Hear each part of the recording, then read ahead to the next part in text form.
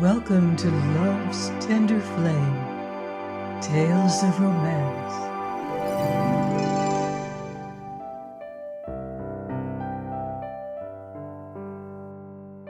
I'm Mardell, reading The Auction Block by Rex Beach.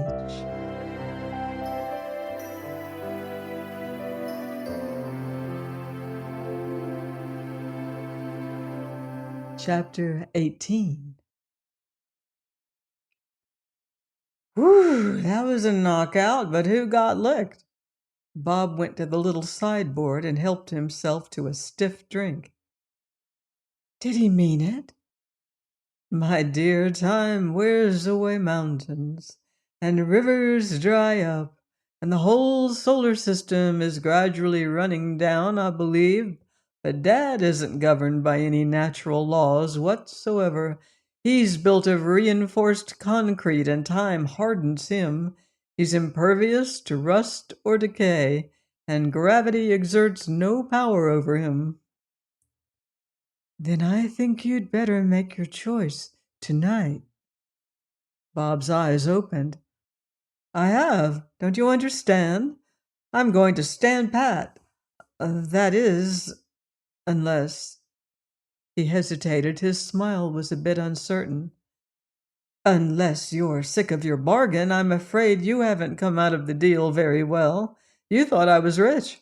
And so did I until a moment ago, but I'm not. I've run through a good deal. I don't blame you for considering me a fine catch or for marrying me. You see, I never expected to find a girl who'd take me for anything except my money, so I'm not offended or disappointed or surprised. A bank account looms up just as big on Fifth Avenue as it does on Amsterdam, and there aren't any more love matches over there than elsewhere. I'm not blind to my shortcomings either. There are a lot of bad habits waiting to be acquired by a chap with time and money like me. I can't live without booze. I don't know how to earn a living. I'm a corking spendthrift. And that's one side. Balanced against that, I possess. Oh, let me see. I possess a fair sense of humor. Not a very even account, is it? For once in his life, Bob showed unmistakable self-consciousness. This was, so far as Lorelei knew, his maiden effort to be serious. He ran on hurriedly. What I mean to convey is this. I have no regrets, no questions to ask, no reproaches. I got all I expected and all I was entitled to when I married you. But it seems that you've been cheated, and I'm ready to do the square thing. I'll step aside and give you another chance if you say so. During this little declaration, Lorelei had watched him keenly. She appeared to be seriously weighing his offer. I was getting pretty tired of things, he added, and I suppose I'd have wound up in the DT parlors of some highly exclusive institution, or behind a bathroom door with a gas tube in my teeth. But I met you, and you went to my head. I wanted you worse than I ever wanted anything, worse even than I ever wanted liquor. And now I have you. I've had you for one day, and that's something. I suppose it's silly to talk about starting over. I don't want to reform if I don't have to.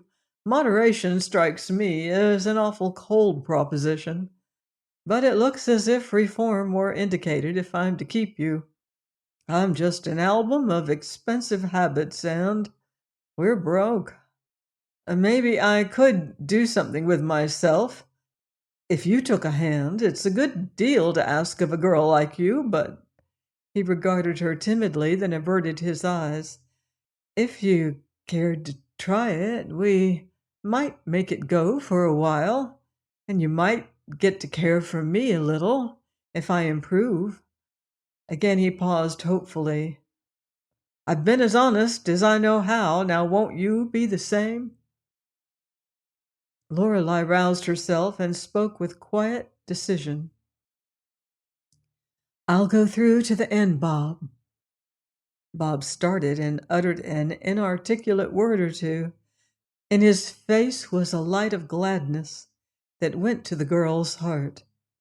His name had risen freely to her lips.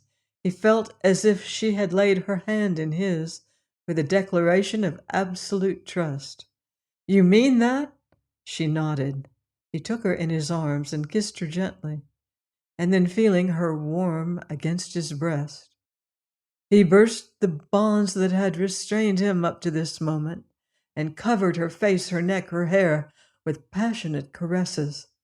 For the first time since his delirium of the night before, he abandoned himself to the hunger her beauty excited, and she offered him no resistance. At last she freed herself and, straightening the disorder of her hair, smiled at him mistily. "Wait, please." "Beautiful." His eyes were aflame. "You're my wife. Nothing can change that." "Nothing except yourself. Now you must listen to me." She forced him reluctantly into his chair and seated herself opposite. He leaned forward and kissed her once more, then seized her hand and held it.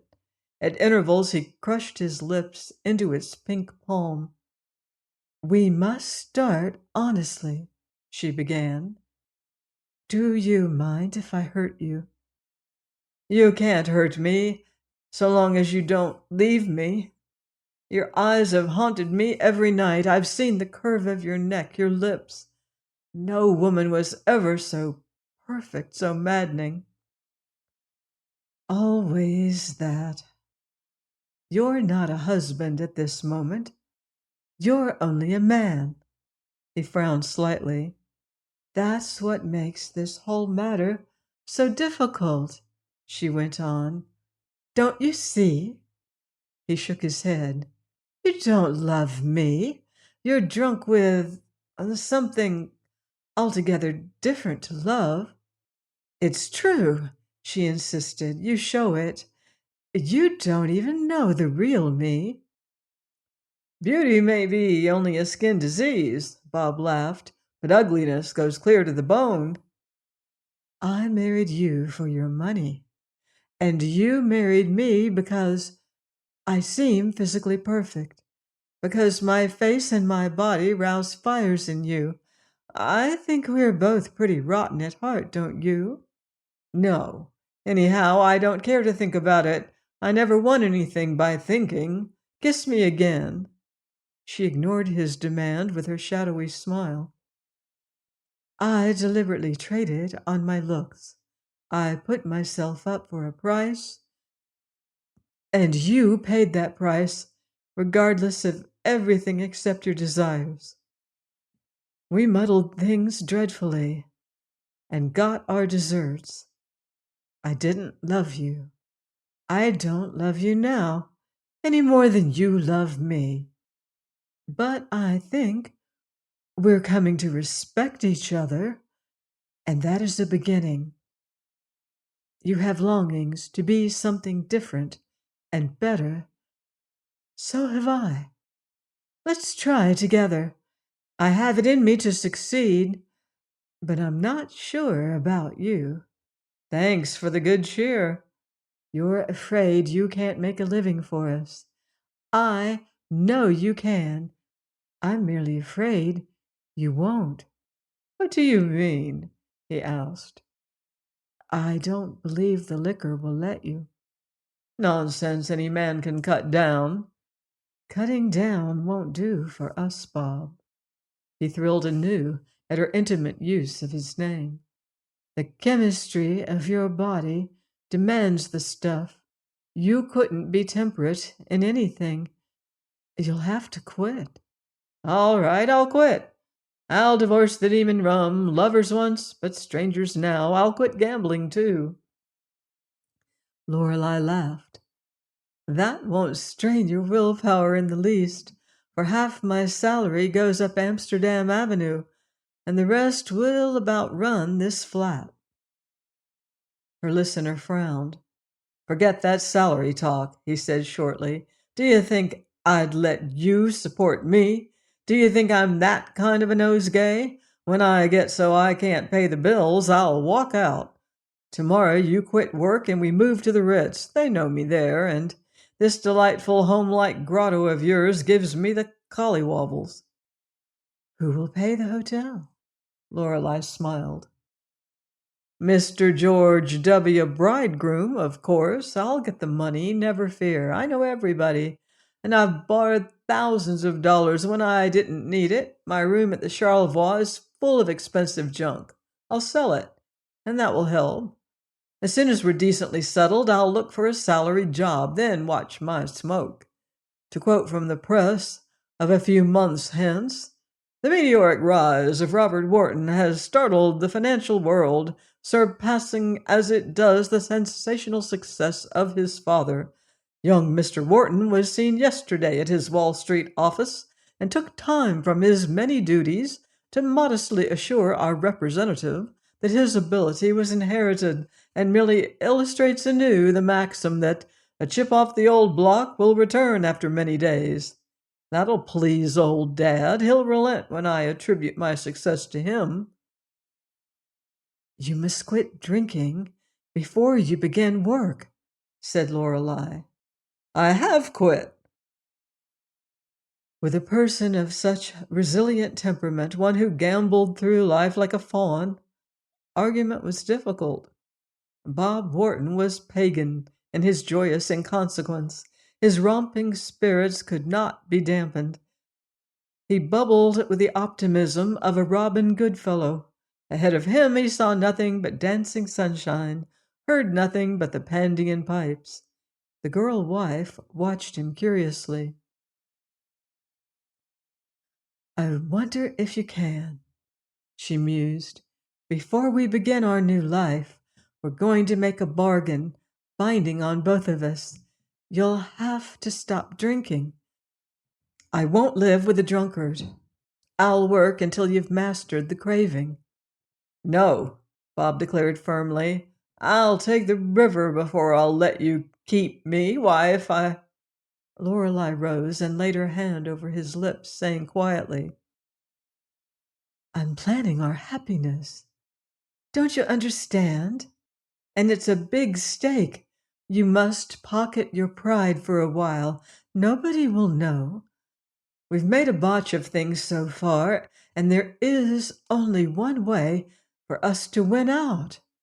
"A man who'd let his wife—" "A man who wouldn't let his wife have her way at first is a brute." "You shouldn't ask it," he cried sullenly. "I don't ask it. I insist upon it. If you refuse, we can't go on." "Surely you don't mean that?" He looked up at her with grave, troubled eyes. "I do. I'm entirely in earnest. You haven't strength to go out among your friends and restrain yourself. No man as far gone as you could do it."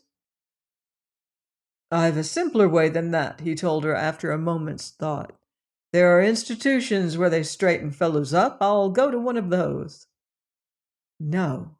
She rejected this suggestion positively. "They only relieve. They don't cure. The appetite comes back. This is something you must do yourself. Once and for all, you must fight this out in secret. This city is no place for men with appetites they can't control. Do this for me, Bob, and I'll let you do anything after that. I'll let you beat me." Getting no response from him, she added gravely, "It is that, or nothing." "I can't let you go," Bob said finally. "Good. We'll keep this apartment, and I'll go on working." He hid his face in his hands and groaned. "Gee, I'm a rotter." "You can sell your belongings at the Charlevoix, and we'll use the money. We'll need everything, for I can't piece out my salary the way I've been doing. There can't be any more supper parties and gifts." "I should hope not," he growled. "I'll murder the first man who speaks to you." "Then is it a real binding bargain?" "It is, if you'll bind it with another kiss," he agreed with a miserable attempt at cheerfulness. "But I shan't look myself in the face." For the first time, she came to him willingly. "Doesn't it seem nice to be honest with yourself and the world?" she sighed after a time. "Yes," he laughed. "I'm sorry to cut the governor adrift, but he'll have to get along without our help." Despite his jocularity, he was deeply moved. As the situation grew clearer to him, he saw that this girl was about to change the whole current of his careless life. Her unexpected firmness, her gentle, womanly determination at this crisis was very grateful. He desperately longed to retain its support. And yet the arrangement to which she had forced his consent went sorely against his grain. His struggle had not been easy. Her surrender to him was as complete and as unselfish as his own acquiescence seemed unmanly and weak. He rose and paced the little room to relieve his feelings. Days and weeks of almost constant dissipation had affected his mental poise quite as disastrously as the strain of the past 24 hours had told upon his physical control, and he was shaking nervously. He paused at the sideboard finally and poured himself a steadying drink. Lorelei watched his trembling fingers fill the glass before she spoke. "You mustn't touch that," she said positively. "Eh?" He turned, still frowning absent-mindedly. "Oh, this?" He held the glass to the light.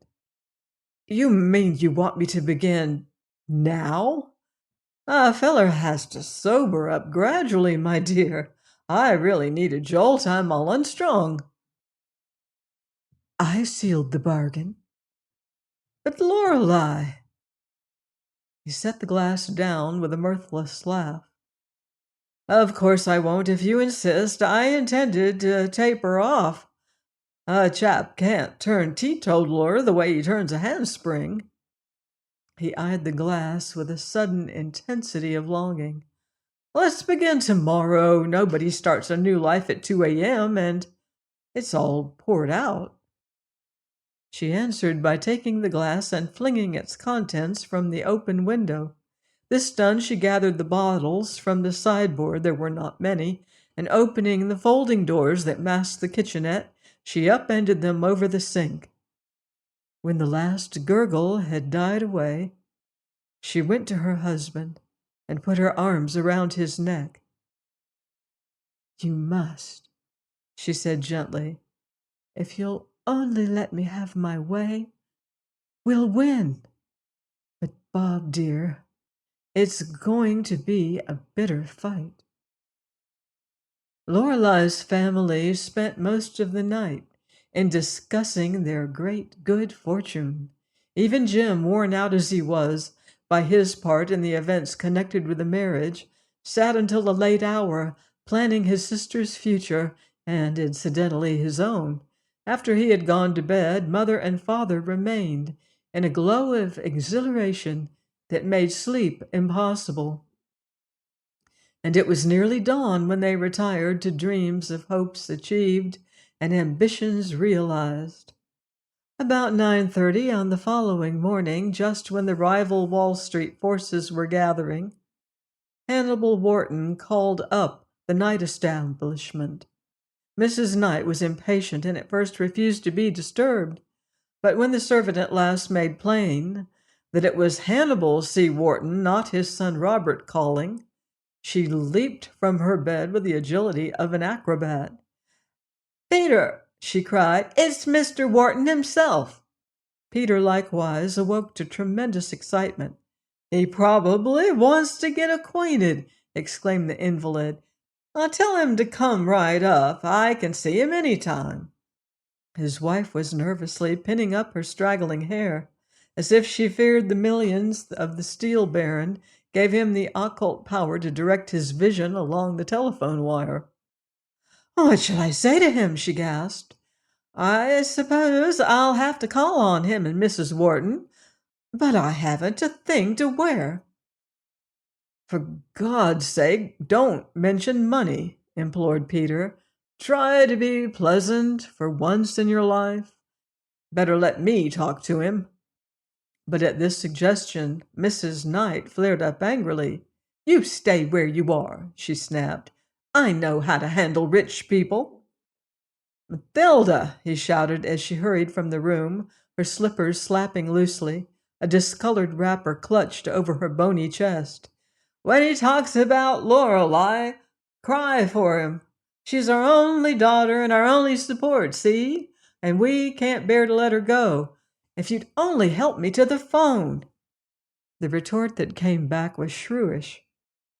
But the next instant, Mathilda's voice became as honey. How do you do, Mr. Wharton? She was bubbling. I didn't mean to keep you waiting, but I couldn't imagine. Yes, this is Lorelei's mother. Oh, I'm all upset over the marriage, and of course you are too. But young people do the strangest things nowadays, don't they? We forgave them, of course. One couldn't be angry with Robert. He's such a... What? Peter Knight let himself back into bed with a feeble curse. Women were such hysterical fools. What man could swallow that sickly society tone? Then he lifted himself again, round-eyed with apprehension. In that attitude, he remained frozen. Why, Mr. Wharton, came echoing through the door, how can you say such a thing?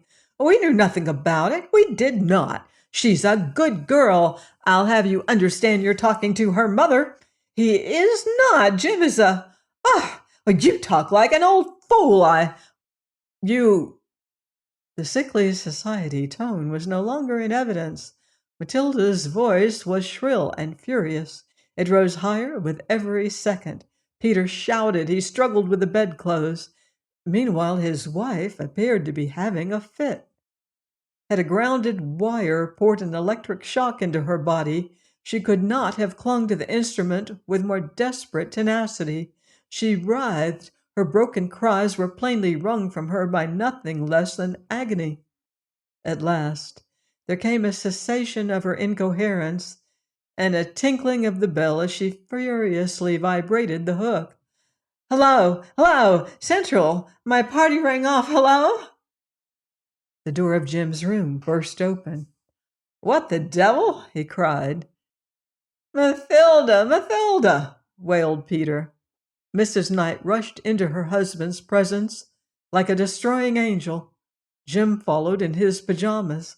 She was more disheveled than ever. Her eyes were rolling, her cheeks were livid, her hair seemed to bristle from its fastenings. She was panting in a labored effort to relieve her feelings. What's the matter, Ma? Matter? Hell, that was Hannibal Wharton, stormed the invalid. It's all over, shrilled Mrs. Knight. He won't have it. He's cut them off. He called me Once more she choked in a rage, her teeth chattered. Bob's broke! Wait a minute, Jim cried roughly. Let's hear all about it before you bite somebody. Is Wharton sore? He's crazy. He said we trapped Bob. He called us grafters and thieves and blackmailing parasites. Rats. Bob's got money of his own. Not a cent. He's in debt, and the old man won't give him $1 until he's divorced. I don't believe it, protested Jim. Peter mocked at them, his bloated, pasty face convulsed with anger. Fine job you made of it, you two. So this is your grand match. This is how you put us on easy street, eh? You married the girl to a bum. Why didn't you look him up? Why didn't you? Screamed his wife. You didn't say anything.